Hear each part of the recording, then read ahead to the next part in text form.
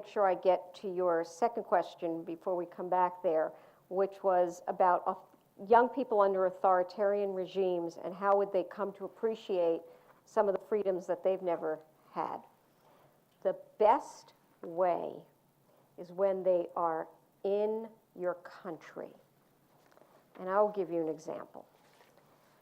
Our ambassador in Libya was murdered on, I think it was a Tuesday, September 11th, 12th.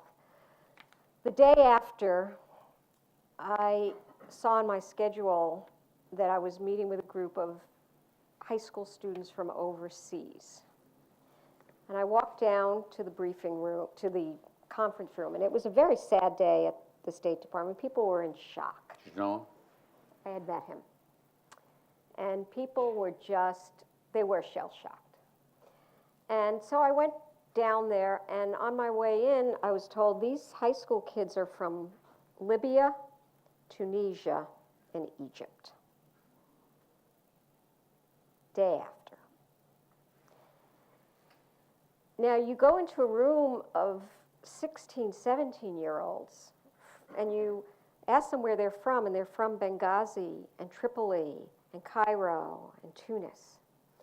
And as you go around the room, you ask them to introduce themselves, and I have teenagers, so I know what they're like. Every single kid in the room said, "May I begin, Madam Undersecretary, by expressing my condolences to you." Now, my son can't say I'm sorry for anything. So this was, but then they went on to say in their own ways, "We hope you won't judge us based on this incident. We really want to learn about your freedoms and what it is. And our parents wanted us to come. And we want to go back and explain what we've seen."